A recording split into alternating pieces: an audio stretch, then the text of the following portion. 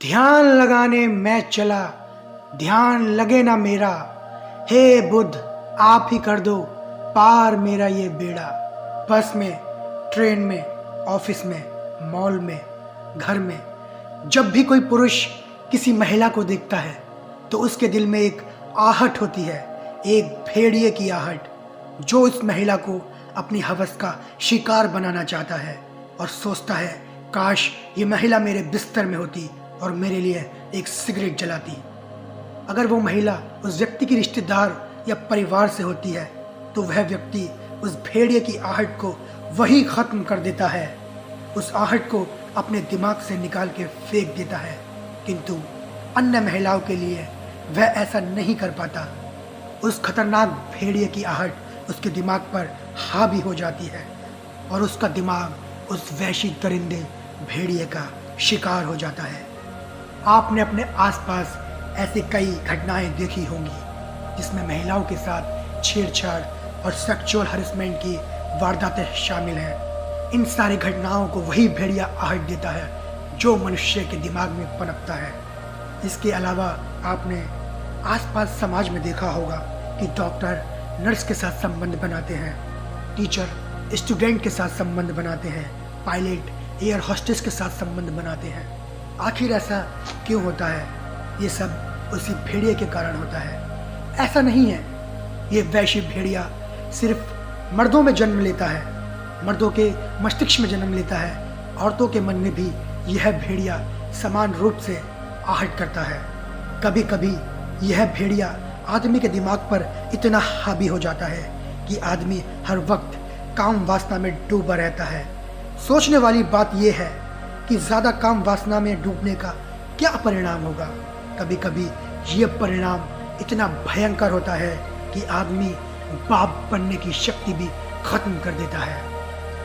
आज जो मैं आपको गौतम बुद्ध की कहानी सुनाने वाला हूँ, उसमें हम जानेंगे कि काम वासना क्या होती है, ये इंसान के दिमाग में कैसे पनपती है और इसको दूर करने के क्या उपाय हैं। इससे पहले कि मैं ये कहानी शुरू करूँ और आप इस कहानी में खो जाएं, अगर आपने हमारा चैनल सब्सक्राइब नहीं किया है तो इसे सब्सक्राइब कर लें। एक बार एक जवान लड़का गौतम बुद्ध के पास आया और बोला, हे बुद्ध, मेरे मन में इतने अश्लील विचार क्यों आते हैं? मेरे मन में काम वासना के विचार चलते रहते हैं जिनके बारे में सोच सोच कर मैं अपना बहुत सा समय और ऊर्जा को बर्बाद कर देता हूँ, जिनकी वजह से मैं कभी शांत नहीं रह पाता और हमेशा ही लड़कियों के प्रति आकर्षण महसूस करता हूँ। बुद्ध ने मुस्कुराते हुए कहा, क्या तुम्हें पता है कि काम वासना क्या होती है? लड़के ने कहा, हे बुद्ध,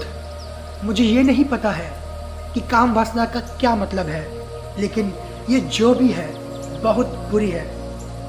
बुद्ध ने कहा, सबसे पहले तो तुम ये समझो कि प्राकृतिक रूप से जो भी कुछ हमारे अंदर है वह बुरा नहीं है। हमारे जीवन में उसकी ज़रूरत है।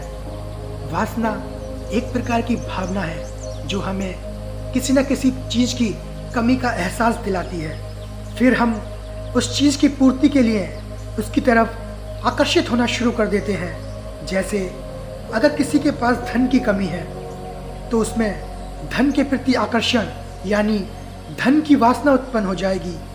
वासना कुछ और नहीं बल्कि एक प्रकार की कमी है, एक प्रकार की ज़रूरत का एहसास है। अगर ये ज़रूरत शारीरिक हो तो हम इसे काम वासना कहते हैं।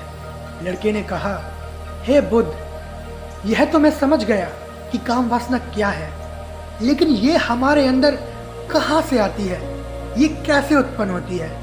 बुद्ध ने कहा, काम वासना कहीं से आती नहीं बल्कि प्राकृतिक रूप से हमारे अंदर मौजूद होती है और इसका होना ज़रूरी भी है, क्योंकि यही मानव जाति के विस्तार का आधार है। लड़के ने कहा, अगर काम वासना हमारे अंदर प्राकृतिक रूप से मौजूद है तो लोग इस काम वासना को गलत क्यों बोलते हैं? बुद्ध ने कहा, यह एक बहुत बड़ी समस्या है कि काम वासना को लोगों ने गलत नज़रिए से देखना शुरू कर दिया है, इसे दबाने की कोशिश शुरू कर दी है। काम वासना का होना गलत नहीं है बल्कि काम वासना का बेलगाम होना गलत है। केवल उसी के बारे में सोचना, केवल उसी के लिए जीना, केवल उसी को अपना लक्ष्य बना लेना बहुत गलत है। बुद्ध ने उस लड़के से पूछा, क्या तुम्हें पता है कि जानवरों में भी काम वासना होती है? लड़के ने कहा, हाँ बुद्ध, जरूर होती है, क्योंकि जानवरों को भी तो अपनी पीढ़ी आगे बढ़ानी है। बुद्ध ने कहा, फिर हम जानवरों की काम वासना को गलत क्यों नहीं कहते?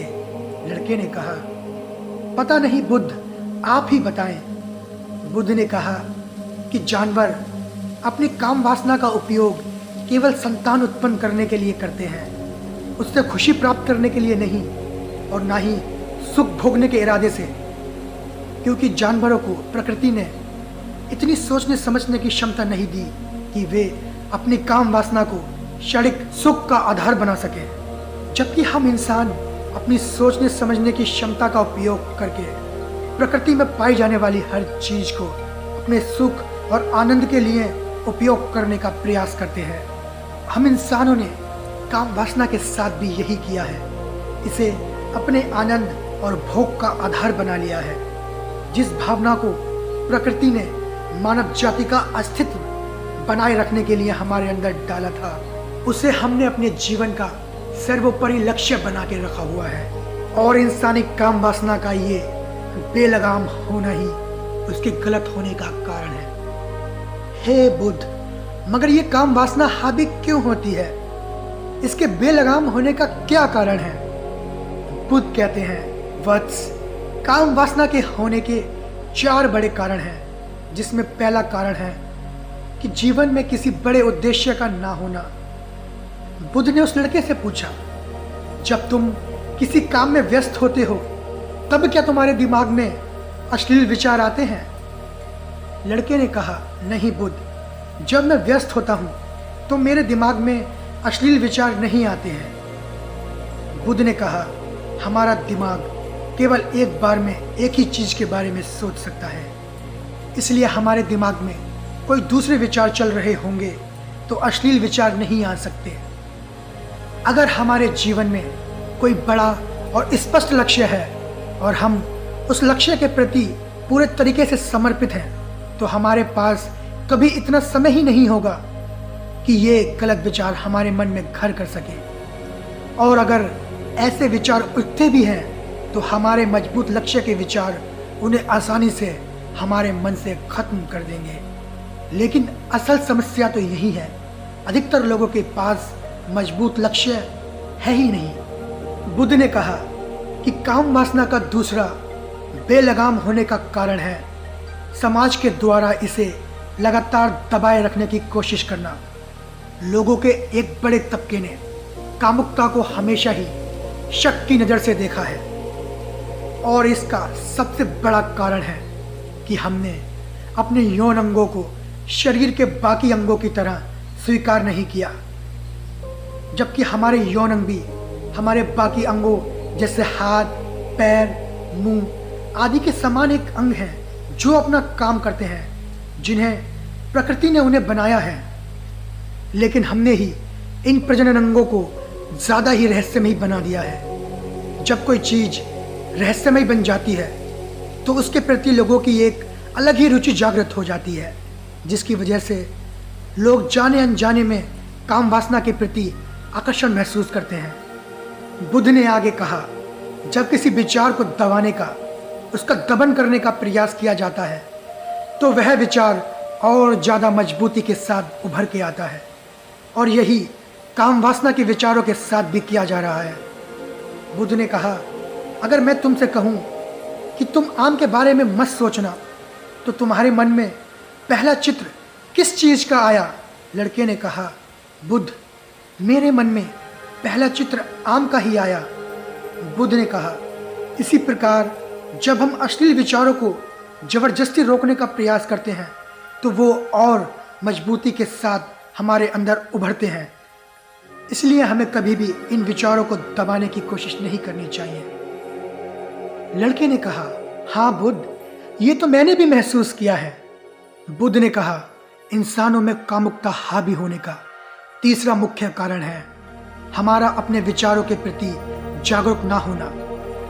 हमारे मन में कैसे विचार चल रहे हैं हम इस पर कभी ध्यान ही नहीं देते। हमारे मन में उठने वाले विचारों के बारे में एक अनोखी बात यह है कि जब हम किसी चीज़ के बारे में विचार करते हैं तो हमारा मन भी उसी से संबंधित और भी विचार हमारे सामने रखना शुरू कर देता है और फिर ऐसे ही हमारे मन में हजारों विचारों की एक श्रृंखला बन जाती है जिसमें हम उलझ के रह जाते हैं। ठीक ऐसा ही होता है अश्लील विचारों के साथ। किसी को एक बार देखकर हम अपने मन में एक अश्लील विचार पैदा करते हैं, फिर हमारा मन अपने आप ही एक श्रृंखला बना देता है जिनके बारे में सोच सोच कर हम अपनी बहुत सी ऊर्जा और समय बर्बाद कर देते हैं। इसीलिए पूरी जागरूकता के साथ हमें अपने अंदर उठने वाले विचारों पर ध्यान देना जरूरी है। बुद्ध ने कहा अश्लील विचारों के हावी होने का चौथा मुख्य कारण है बुरी सोच और अश्लील विचारों वाले लोगों की संगति में रहना। कभी कभी ऐसा होता है कि कामुकता हमारे अंदर नहीं होती, लेकिन कुछ अश्लील लोगों के साथ रहने की वजह से यह हमारे अंदर हावी हो जाती है। लड़के ने कहा हाँ बुद्ध, यह बात तो मैंने खुद महसूस की है। बुद्ध ने कहा इसीलिए हमें बुरे विचार वाले और अश्लील लोगों से दूरी बनाकर रखनी चाहिए। लड़के ने कहा बुद्ध, यह तो मैं समझ गया कि कामुकता हावी कैसे होती है, लेकिन कामुकता को हावी होने से कैसे रोका जा सकता है?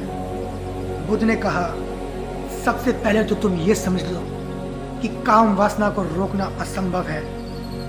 इस ऊर्जा को सिर्फ रूपांतरित किया जा सकता है। काम वासना की ऊर्जा को रूपांतरित करने के दो तरीके हैं, पहला है प्रेम और दूसरा है ध्यान। जब हम सच्चे प्रेम में होते हैं तो हमारे अंदर कामुकता की ऊर्जा हमारी खुशी और हमारे आनंद में परिवर्तित हो जाती है। लेकिन ज़्यादातर लोग तो शारीरिक आकर्षण को ही अपना प्रेम मानते हैं, जो कि ऊर्जा को बर्बाद करता है, रूपांतरित नहीं। काम वासना की ऊर्जा को शरीर के अंदर ही रूपांतरित करने का सबसे सफल तरीका है ध्यान।